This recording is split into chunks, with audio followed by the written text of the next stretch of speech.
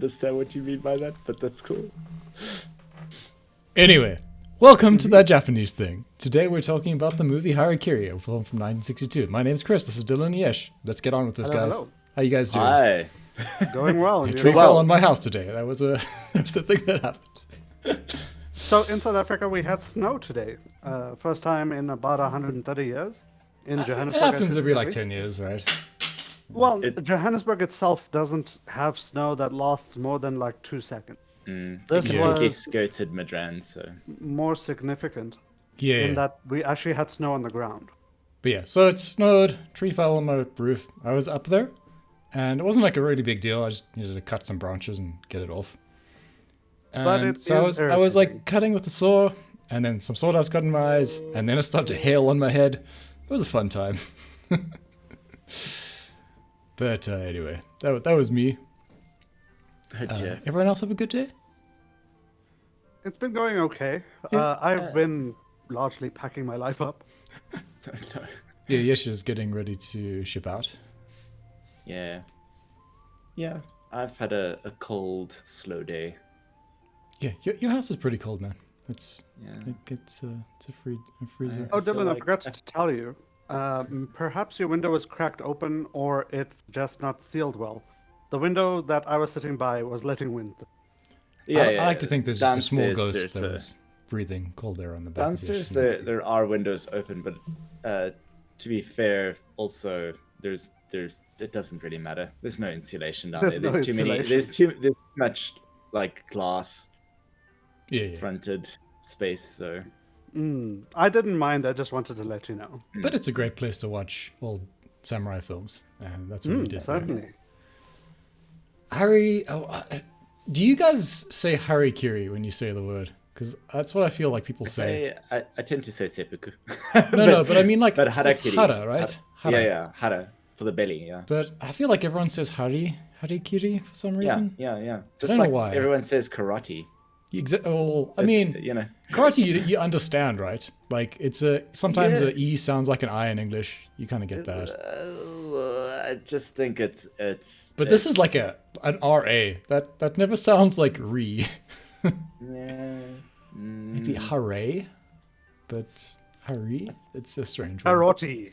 I think it's just the continuation of butchering of the pronunciation, which I'm guilty of butchering pronunciation a lot. It's Sure. just that Sometimes it's fun. try and correct it. It's karate. Karate. Leviosa. Karapol. It reminds me of some conversations in some izakayas at some stage. Oh, you mean when they do the fake foreign language things? No, when like husband and wife combos just join your table randomly, and like the wife starts flirting with everyone, and the husband like desperately tries to salvage the situation, and like tries to explain that he's like some whatever dan in karate. I have no idea what we're talking Then about starts anymore. practice. This literally did happen. So I mean, practicing karate in like an underground drinking bar. Yeah. Japan is a weird place, guy. Certainly. On weird pronunciation, we used to go to the same university, and there is a dojo at our university by the golf course. I don't know if you guys remember it. Yes, yeah. But anyway, there was a parking lot there, and I used to have to walk past there every day. And the students who were practicing had to, I don't know, like the sensei made them shout all the names of the things in Japanese. I don't know if that's a thing you do in karate. But it was fun listening to people fail at every word and number they were trying to say. It made my day. This also had a lot of martial arts in it. Dylan was pointing out to us quite often. Oh man, I found out why. Why? So they used professional swords people as the stuntmen, with the exception of the main actor, Who was great. What's his name? Yeah, I'm gonna find it. It's Tatsuya Nakarai. Yes. So Still that's alive. the main actor. 90. An amazing actor. He was so I've looked up some trivia from this movie. So if this is apocryphal, and if you listener know that it's apocryphal, please put it in the comment and let me know. But apparently they use professional swords people as their for their fight scenes, with the exception of this guy in particular, the lead actor, and he was petrified of being cut. And I think they helped choreograph it because they used a lot of kamae from Is that very old Koryu schools, like very old schools. It's like none of it was like the common so? kendo-esque version. So just if anyone is listening and wants to put a comment, I would say, if Dylan is right, don't tell him. But if you think Dylan is wrong and you don't know for sure, just leave a comment telling him he's absolutely wrong. That way we'll know for sure, and we'll have settled this argument. I was gonna ask for sources though, but that's fine. What kind of sauce? Hot sauce? Yeah, Japanese movie source would be pretty hot, I guess. I like sources for information and trivia for Japanese films in particular. It's actually quite tricky. It's really difficult to find. Not if yeah. you learn Japanese, Dylan. You gotta get on that. I'm just gonna throw it your way. Switch your language to Japanese on Wikipedia. Yeah, and my search engine. You can do that actually with Google. You can just. It's tricky though with the Google account. You actually have to start a new account in Japanese for it to actually kick in. Otherwise, it's just like, are you really sure you want to change your language? It could be catastrophic for people that couldn't manage the migration. No, I get that, but So yeah, good swords. Good fight scene choreography. The movie is quite renowned for it, in fact. So it's a movie about two people committing suicide, essentially. Only two? Yes, only two. Well, I mean, only two people on do screen. so. I think on screen there are only two. Oh yeah, someone said one of the other guys had excruciating stomach pains, so he couldn't come to the execution, and one assumes that's when he was committing suicide. Yeah. Well, I mean, we'll get there when we crush it with the spoilers. Right. But yeah, it's a movie about ritual suicide and a slightly less than honorable clan who does something that is disagreeable to a Ronin. Yeah. In general, it's about right. Yeah, it's the main bad guy, in as much as he's a bad guy, I believe, was also a bad guy in a number of Kurosawa movies. The Yojimbo was one of them. The main actor, I'm not sure if we've seen him before. If you've seen him before, Tatsuya? He's credited in like minor roles, like or rather some roles he's actually uncredited in. So he was in Seven Samurai, but he was just like essentially an extra at that stage. He wasn't shot at. He was a samurai that just sort of walked across the town. But I mean, he's had much bigger roles. Oh, he was in Yojimbo, it says as well. And Sanjiro. I guess he's a sort of a minor character in most things. Okay, but what is this movie about, Dylan? You've watched it a few times. All right. So, what it's really about is a dialogue about the power structures in place in the Edo period, at least in the beginning of the Edo period, and how those solidified and the nature of them. So they tended to be very bureaucratic structures, and they had this romantic idea of Bushido, the way of the warrior. But as with anything, if you look at it from a cynical perspective, that was sort of propagated falsely to try and keep everyone in their place. If you look at it from the movie director's perspective, he's coming from sort of post-war Reconstruction era. So he's got a very and he self-describes this movie as being about rebellion and about being and about resisting entrenched power. So very quickly, most of what we know, or most of what we hold as sort of granted about ancient Japan, is in fact sort of romantic nonsense. No matter what era you look at, they tended to sort of propagate a narrative that suited maintaining the status quo. So during the Edo period, there was a narrative to sort of keep everyone in their place. The minute that we got out of the Edo period, I think into the Meiji, is it the Meiji era, where there was this great modernization? Yeah, that was Meiji, the Meiji Restoration. Yeah, But I mean, the narrative there switched, right, and then that became old hat. And then when we got into World War II, they tried to bring back the sort of mythology of the samurai. So now we were in the era Sort of of. the director, right? That during this era, there's a pushback against that, because the whole idea is no, we mustn't fight. We need to actually get on with rebuilding and kind of Yeah. discard those ways. So you've got this like backwards and forwards. Anyway, this is the movie itself is about how the entrenched powers at the time kind of run over the less fortunate, in this case being the Ronin, who have come to this castle to commit seppuku. So the movie itself takes place between 14 and 30 years, depending on what time it is on screen. Yes. After the Battle of Sekigahara, I think. Yeah, it's And quite a long so time. they describe after. in the movie that there's just a huge number of Ronin samurai still at large in Japan. And a common practice is that they will go to an established samurai house, claim that they want to commit ritual suicide because they have nothing left to live for. And the samurai house, generally speaking, won't want to deal with that, so they'll just give them some money, I guess, or something like that. Yeah, some pittance to get them off their doorstep. And tell them to go do it somewhere else, right? Yeah.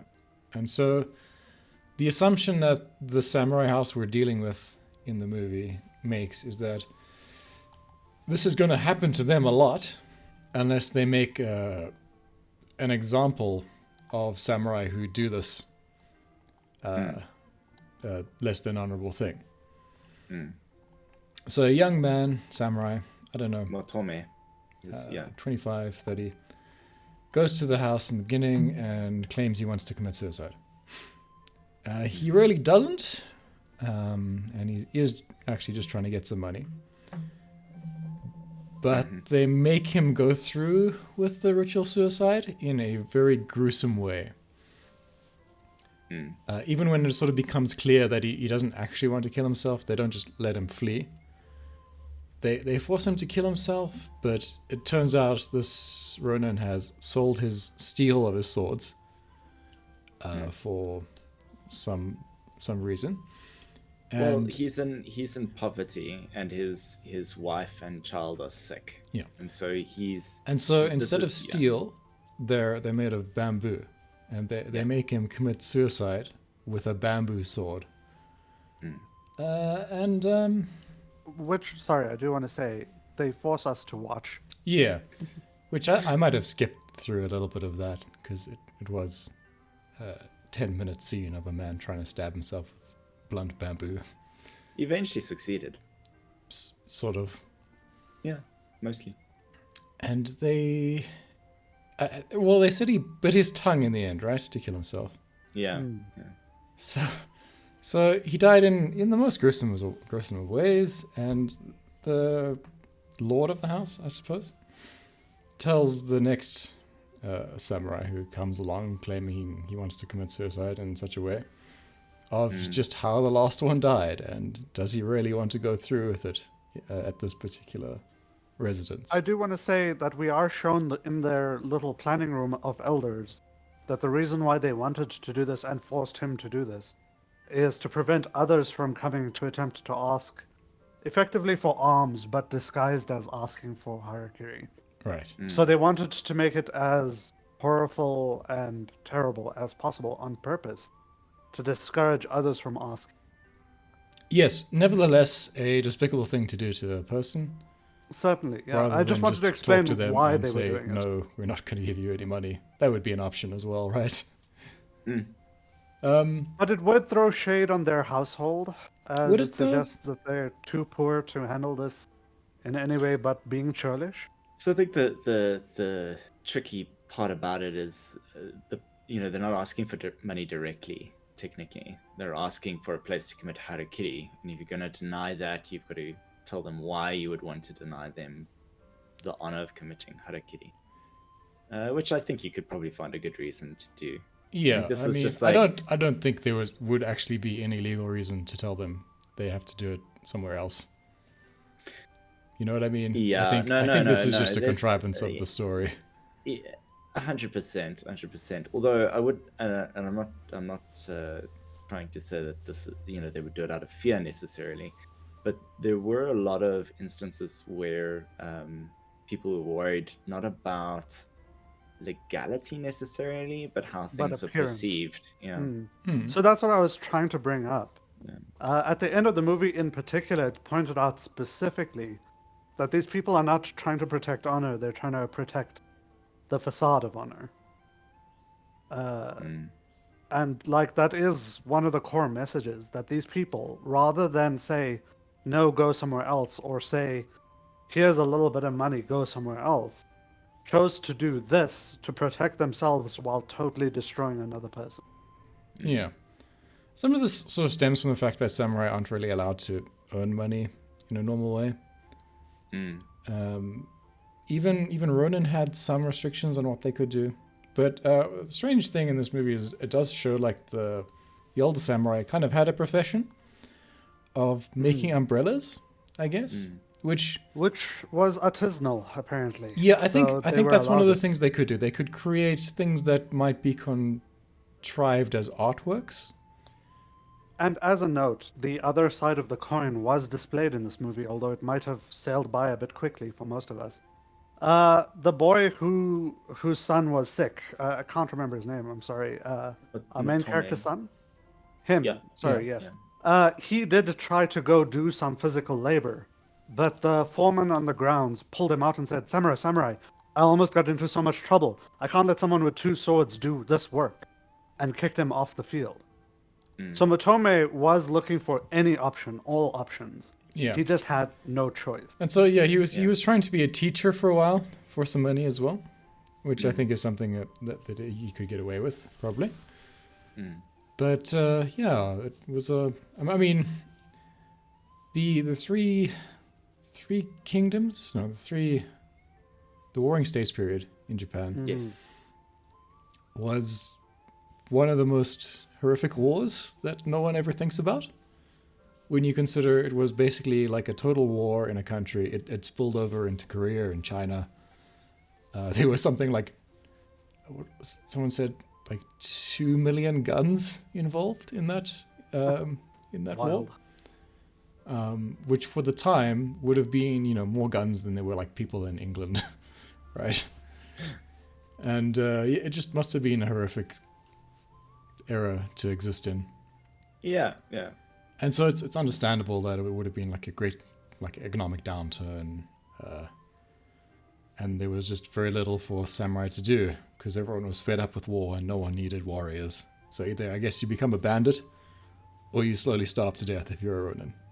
Yeah, and just to sort of intercede in this, the reason why this family of Ronin are Ronin and so poor in the movie is that they're retainers of Fukushima Masanori, and that was a real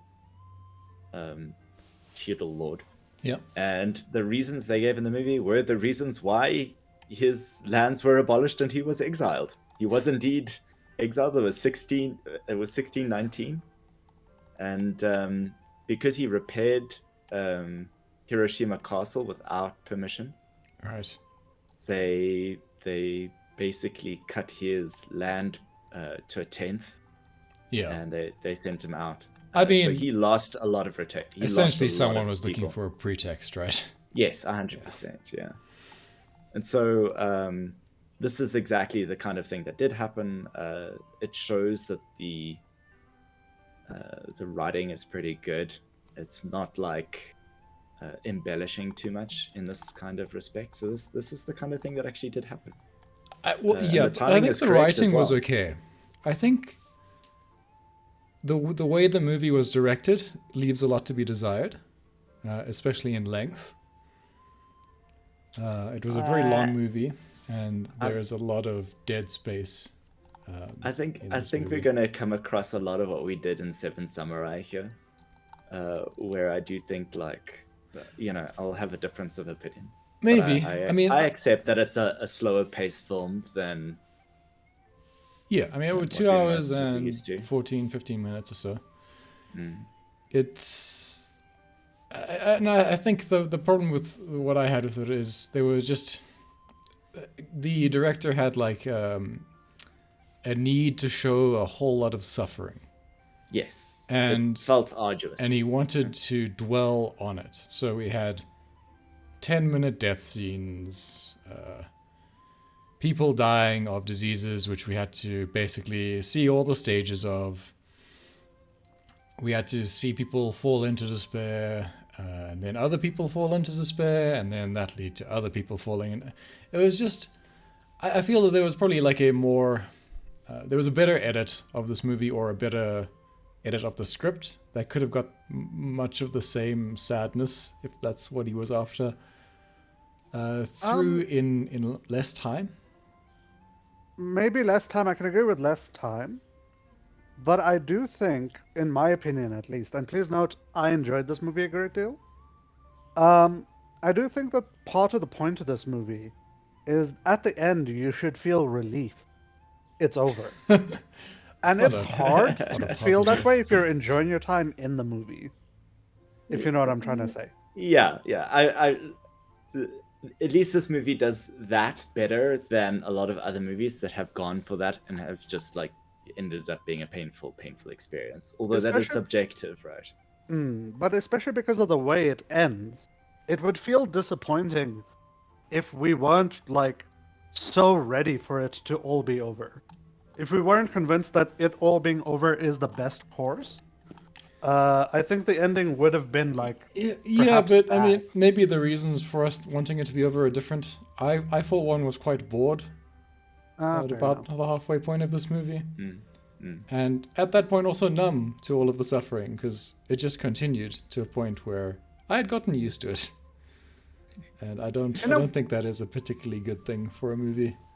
In a weird way, I felt like this was a bit of a thriller, where every sin was being added onto the little cart that this guy was going to empty on them at the end of the movie. So I mean, for people listening, there's a lot of noir aspect to it in a way, because it's this unfolding story, and you started from the older Ronan's perspective, and everything else tends to be flashbacks. And you start to realize that that Motome, the younger samurai who had previously committed seppuku, was in fact actually one of his charges. So essentially, somewhat a child left in his care, like a son. So like a son-like figure. And these little revelations occur piece by piece by piece, and the acting is done really, really well, especially by Nakarai. So that you kind of, if you're walking into the movie blind, hopefully, if you don't have me next to you ruining it for you, you can sort of start to see that the pieces start to fit together as it goes further and further. So there's a lot of like mystery and intrigue, or at least a little bit of it, enough to keep it going through, especially in the first half of the film. Yeah, well, I mean, what the part I liked about it, right? And let's just go into spoilers. I think we'll give ratings at the end. We'll switch into spoilers now. By the way, was the storytelling aspect of it. I thought that was a neat plot device where the grotty-looking main character samurai comes to the house, and he seems more sincere about wanting to commit suicide, and his swords are made of steel. And then he only has one request, that it's a specific person at the house that does it. But His that person second, is mysteriously not there for some reason. So they send a writer to go get him.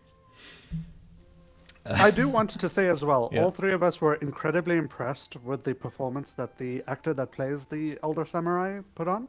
Yeah, also His the initial villain was appearance, his initial appearance was very lackadaisical, relaxed. It seemed a man ready to accept death. And as the story goes on, he becomes more threatening. And the position of the maniacal. Lord starts to shrink before him a little bit. As the Lord's running up and down the screen, chatting with his retainers and everything. Whereas this guy just sits, and his presence kind of grows because of his stillness. Yeah. Well, it's sort of, and he does a good job of selling that, right? And it turns out at every point he's been lying to the Lord about basically everything, right? But then that's only so he can get a chance to tell his story. To tell the story in the You first place. notice he refused, having a bath or changing clothes, and we assume, okay, well he's just despondent. He wants to get it over with and kill himself. But it actually turns out that's so they wouldn't find the 3 top knots he has in his jacket of the men he's cut off. I will say that he declared that he came there to die, which is That exactly is true. what Yeah. he came there to. Yeah. Well, but he also came there to kill a lot of people on his way out. Yes, yeah. That's the bit he left out. Well, I mean, that was sort of brought up. I mean, that was actually a choice because he did offer to kill himself, provided the Lord of the House sort of speak his remorse at killing Motome without even allowing him the respite, or without even trying to find out why. Yeah, Motome I mean, wanted basically, respite. what he said is he wanted the Lord to admit that he had acted unfairly, and Yeah. that he regretted some of it, at least. Yes. Yeah. But for whatever reason, I guess the guy in charge of the samurai house was just not very smart or very empathetic, and decided against that course of action. Too preoccupied with appearances than actual the heart of the matter. You say that, right? But if he had just pretended and for pretense admitted guilt, this man would have just ended the problem for them, and they could have just gone about their day. I think that's the point of the movie, though. If they had just had any humanity, they could have let the man go for 2 days. They didn't have to force the issue. Yeah. But for appearances, they forced it so that other people wouldn't come. And then, using that same appearances... Oh, by the way, as a note, our main character, the samurai that's in the middle of all of this, tells them that they're doing this for appearances. They don't have honor. They're just doing it because they want to appear like they have honor. And they laugh and they say, no, we're such an honorable house. And the end of this movie is this beautiful, fantastic dish of listening to this man as pain in his voice spreads as he tells them to make up lies and pretend that things happened differently so that they can keep their honor, proving they don't have honor. Yeah. Yeah. So The people who are going to appearances. hate this are going to do it for a few reasons, I think. And I think this is good. Yeah, this is important. one of them is that this is an exposition movie. Very, very little Quite a happens lot. that is just not talking, right?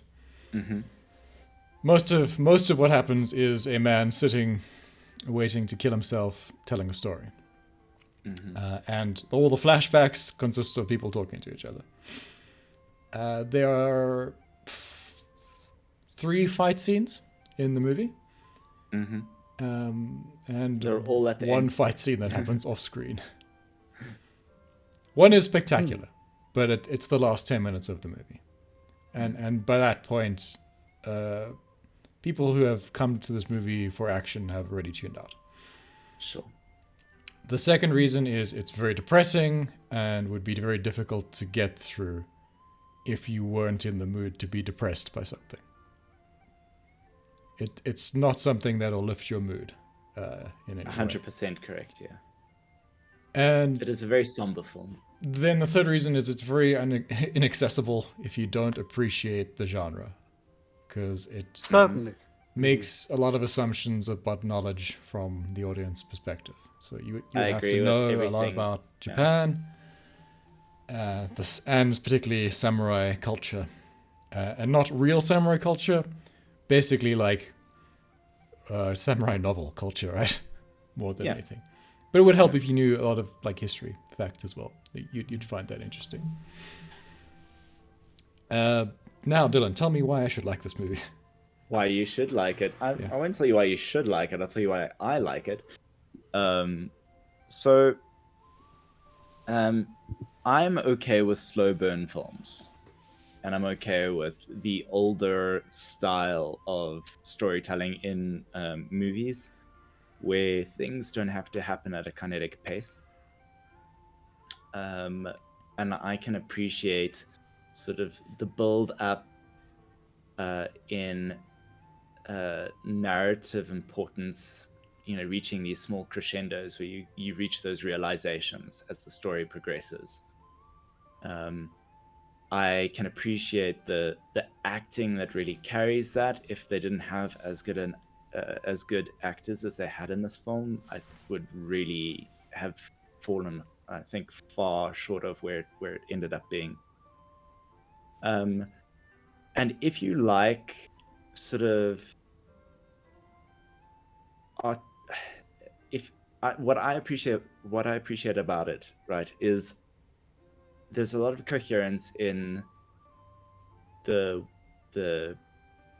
messages that it conveys regarding the power structures at play at the time, the people that sort of fall under its heel, the circumstances beyond their control where their lives get sort of ruined by it.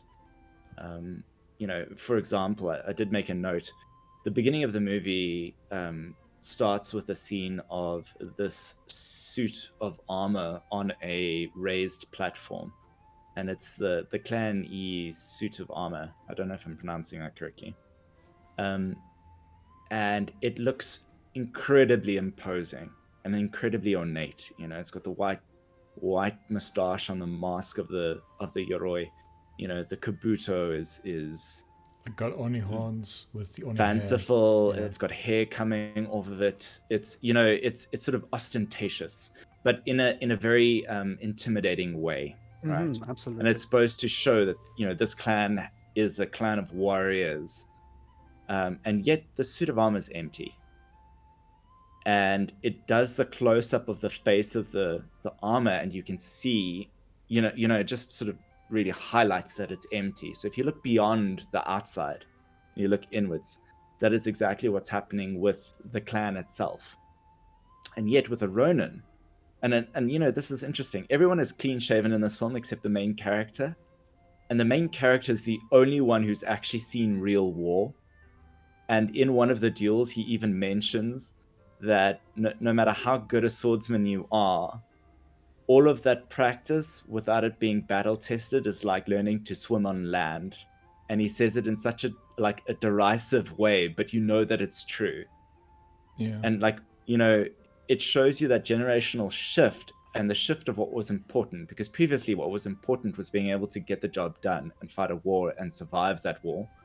And now in this early Edo period, what's important is the appearance of your house and being able to toe the shogunate line and be able to curry political favor such that your clan can kind of climb the social rankings. Yeah. But in the meantime, actual honorable houses have just been discarded for the most trivial of reasons. And this goes back to the fact that this sort of power base is, this unassailable warrior spirit isn't. Oh, well, I will argue that it's true. I've just told you. You actually just admitted, right? No. That it was I don't know if it's a trivial reason to discard them. It's a pretense to discard them, because obviously it would be illegal to do so for just giggles. Okay, right? okay, Chris, the actual history of it. They repaired a leaky section of the roof. Yes. No, I'm saying because it was leaking. That's the pretense, you understand. Yeah, no, but that's obviously, supporting what I'm the people saying. in politics just wanted to get rid of a troublesome family. So that's why they did it. I'm not saying that's the trivial reason. What you're trying to say is it's trivial to get rid of these houses. But these are the warlike houses who have caused like 50 years of, bloody warfare. I would argue they haven't necessarily caused But those. maybe. They fought in those. But they're factions, and they have their loyalties and whatnot. And from the Sure. Tokugawa's perspective, he wants everyone to be on his side, who is part of the military, right? And Yes. so it doesn't make sense at all for this daimyo, right? The great Bakufu leader, Tokugawa, supreme leader, literally, I think, is what it translates to. Yeah. To have anyone who could rebel against him. And in his defense, he created one of the most peaceful periods in any country's history for a good 200 years as a result of And it. then the Dutch. And then the Carry on. Dutch. Well, I mean, okay. I'm not sure the Dutch are to blame for that. I think there's some certain black ships that came to play there. But so it's not like no one was doing it for a reason. There were good reasons to make samurai vapid, playboys who didn't really know how to fight. I sense Dylan strongly disagrees. Yeah, I kind of feel like my point's just been like T-boned into the side now and trying to like argue, but it's fine. It was rambling anyway. I don't agree with that. I think you are looking, sure, from that one person's perspective, from the shogun, or that one house's perspective, the shogunate's perspective. From the perspective of people not wanting to die. No, but people are dying. The individuals Gentlemen, are suffering. we can discuss Japanese civics 1600 another time. Sure. Dylan, you were telling us why we like this movie. Yeah. Anyway, so the point is that the symbolism is very coherent, and so is the messages that it's conveying. And I mean, we've mentioned everything else. The acting is superb. I think the writing is very good. Personally, I think it holds itself up pretty well. And the choreography, even though there is little of it, is done very, very well. It's quite a highly acclaimed film. Yeah, it won an award in Cannes, I guess. But other than that, I don't think it really got any major awards. I mean, if you want to look up what's it what's the name for samurai films? Jideki. Yeah. Jidaideki. Yeah. If you look them up, this continuously gets mentioned. Right? Sure. Alongside but Yojimbo not and acclaimed. the other It's very famous, a cult classic maybe. Hmm.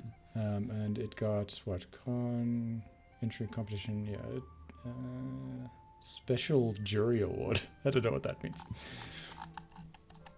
But yeah, I mean, okay. I'll say I think it would be a good 45-minute episode of a show. It was just, to me, it was clumsy. The writing was, the idea for the story was very good. To use like a knitting analogy, the spacing between the threads was too wide, to the point where everything was a bit loose and ragged by the end. And I'm sure you can say that's, creates atmosphere, and maybe that's fine. To me, it feels like someone's intentionally wasting my time because they couldn't bear to run a leaner ship when making the movie. Now, I don't know if that's due to writing or if that was just the director making that an artistic decision. Or you sometimes, with older films, even great films like Star Wars, they are slow, and that's because editing was much more difficult because it had to literally be, done with a pair of scissors, and once But you'd also, done something, you couldn't undo people it. of the era preferred their media to. Also, be people alone had a lot story. more free time, right? Like the internet wasn't a thing. You couldn't just watch something in your wheelhouse at a whim, right? You would have say, okay, well, I've got nothing to do this Saturday. Let's waste 3 hours. So when we talked about the Seven Samurai, Yeah. I did cop about how much of that movie could be cut because it felt wasteful, it felt bloated. But I think that that's more an era thing than a like full-on error or anything. I do think people of the era preferred time to sit and digest in the film. Sure. Speaking as someone who's living today, though, I just I don't agree with that decision. You found it I mean, quite long specifically, and cumbersome. the one thing that I guess some people really like and is the battle scenes, and they even though this has very little of them, they do all kind of drag out of it. Especially in the end scene, we kind of have this a dramatized play-like acting out of a battle, where at some point it kind of looks like they're dancing and there's some fanciful, kind of footwork to make it believable that this one guy can take on, a whole room full of people with spears and swords and whatnot. In a way, that felt like I was watching Kill Bill, like a more modern samurai thing. But less silly, obviously, although maybe more silly in some ways. That particular scene got a bit silly. Yeah. As his injuries accrued, his fighting style became more sloppy, which I actually think is particularly great because obviously, as you're losing blood and you can't move as well, In the credit of the film, every decision sort of makes sense and is logical. Like I was saying with why he doesn't want to change his clothes. He's leading up to a position where he's getting some revenge. He holds the Lord in check, not making him too angry, letting him be curious, in order for him to be able to get his whole story out. As you say, like the injuries accruing and the kind of sloppiness of the fight getting worse and worse, it all makes sense. If this movie was like an hour and a half, I think it would be a pretty great movie. Did you like the biwa? I liked. Oh yeah, I love the music. It was a biwa, by the way. Was it a biwa? There was definitely also a shamisen some way. Biwa, and they said the koto. Oh, okay, that makes sense as well. Okay. Yeah. I thought that's what the original because they were strumming something at some point with the pick. I personally felt the biwa drowned out the voice acting at times, which Yes, I find a gargantuan mistake in a horror story. But just when there wasn't people talking, I enjoyed the biwa. That's something that continues to this day in Japanese media, with the music is just in too Western loud. media as well. Mixing is an art form. It's difficult, I guess. I think I should say how I feel about this movie as well, because I do feel like we've presented two viewpoints. I do want to present one more, perhaps not a separate or different one, but one less invested in Japanese culture as a whole, I think. So I really enjoyed this movie, which might come off as weird as someone who both complained about the length of Seven Samurai and has occasionally turned his nose up at some of the other things that my other two co-hosts enjoy. But I want to say the main reason I'm enjoying this movie in particular is because while I don't think that the storytelling is incredible, there's enough really good nuggets of characterization, setting, and development within that setting to keep me interested from beat to beat.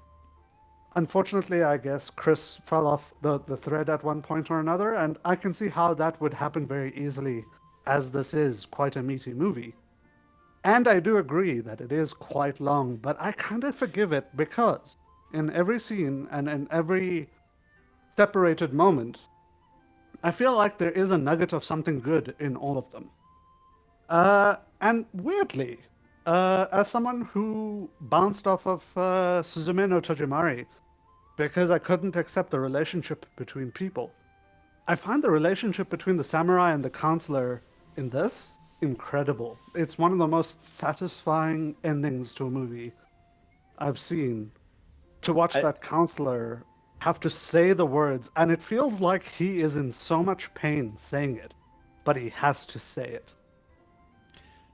I think I And wonder. that's I it. wonder if the reason I dislike it is because I know where it's going, and that I don't agree with where it's going. Maybe. I can understand that. Well, the thing is, the movie also doesn't forgive our main character or his adopted son. No. It doesn't say what he was doing should be forgiven. Instead, it says, yes, he did something wrong, but what you did was horrific and wrong, and Right. therefore you are also bad. Yeah. There's And nothing. if you just accept that you're bad, I'll leave it alone. There's All of this will nothing be done. constructive in a society sense of the word, where Constructive? No.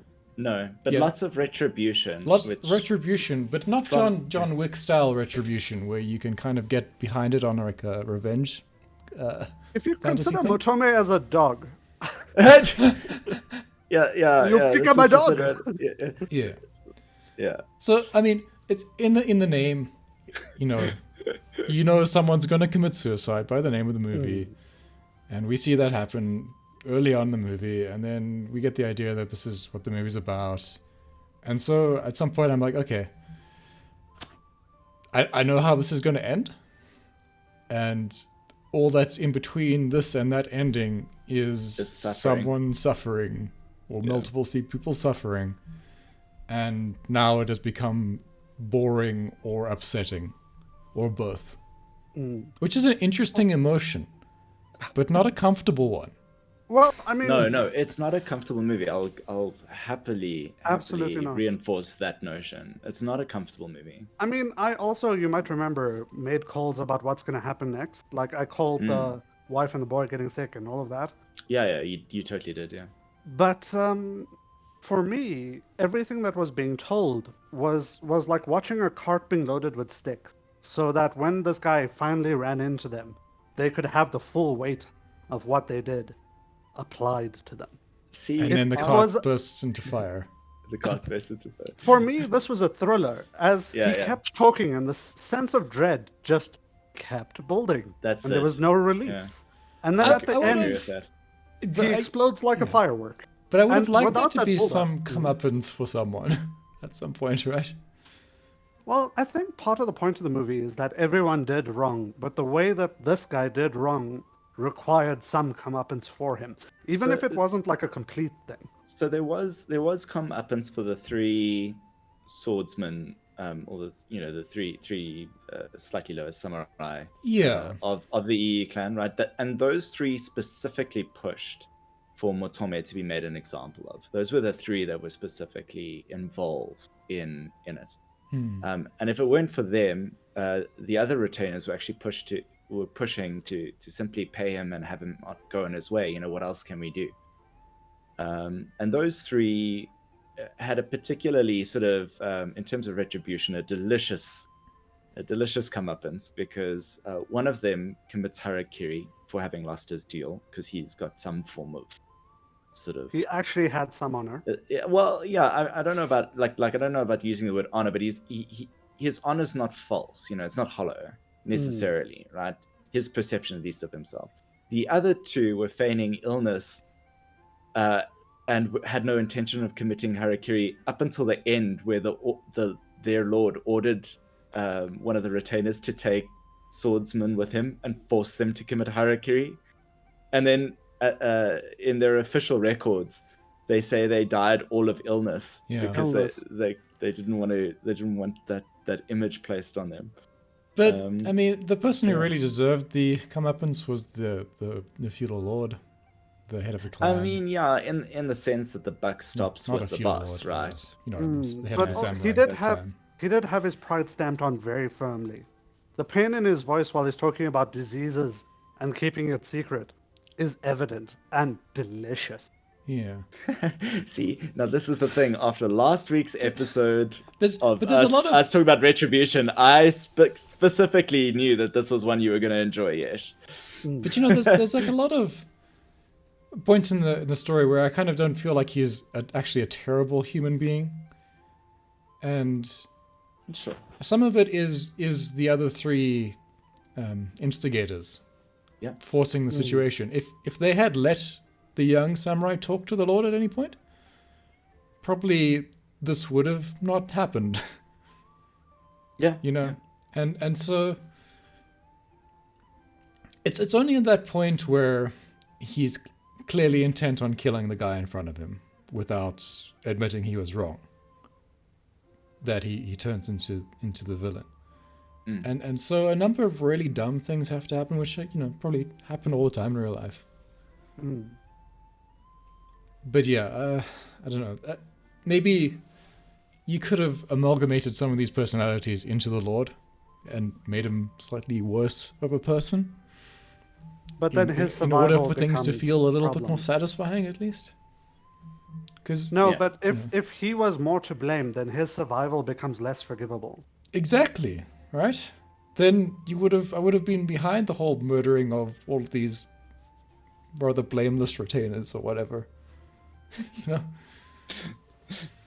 But it's just a weird revenge story for a series of frankly unfortunate events, Well, rather then you than can also view any that. inciting evil, you know. You can also view that then as a validation of Someone the destroying of the caught a samurai cold, class. so 40 people had to be killed. Is the story? Well, Kind of, yeah. technically But- in the story, only 4 samurai actually, well, 4 samurai died in the actual The fight last scenes. Right. final scene. Three yeah. three additional retainers from Harakiri at the end of the day. And there are a bunch of, you know, extras who got stabbed through the sides and whatnot. So, Chris, you can also view this as a justification for the removal of the samurai class, then.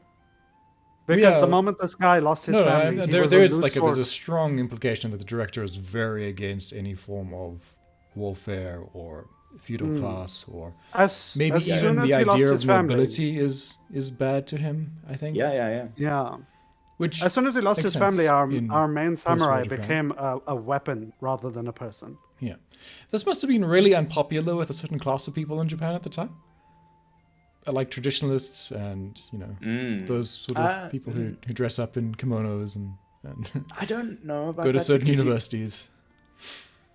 But it is the Yeah, prevailing, I think, belief of I a think- lot of Japanese people of that era. And Sure. the strange thing is, it probably would have been a similar prevailing belief of this, like the social elite of that era, the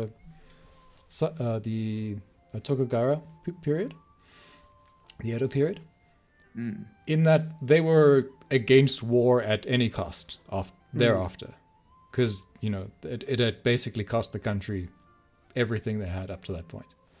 Yeah. And similarly after World War II, you know,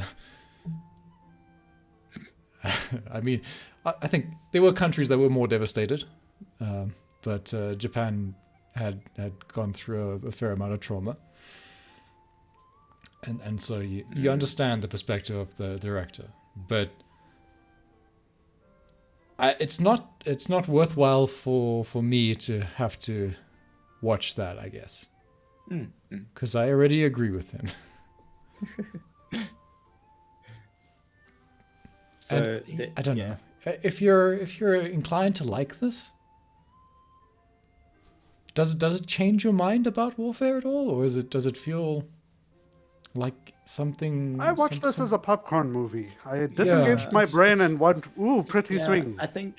I mean, for me, it's more sort of a conversation about the power structures that than war itself, right? And those power structures drive towards war sometimes, and they drive away from it sometimes.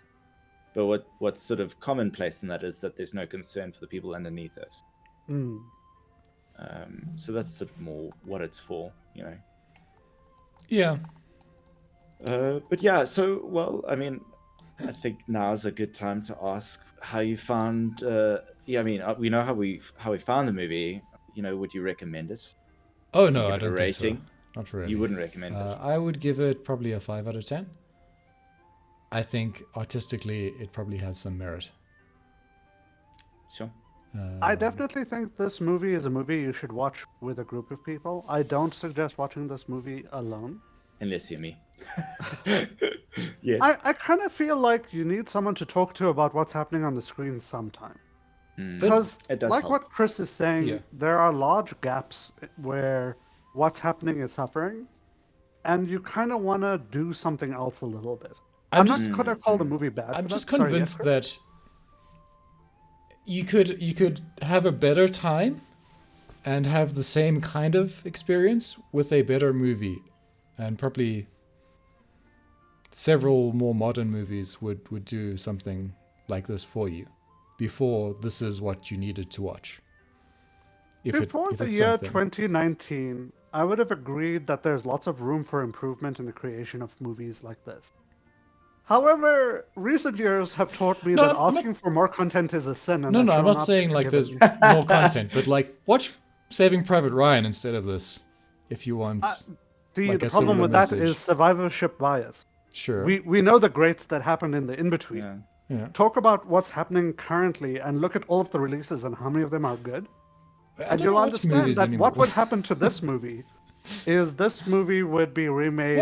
Watch Guardians of the Galaxy 3. It has a similar message. Yes, Guardians has a similar message. I agree. So, Yeah.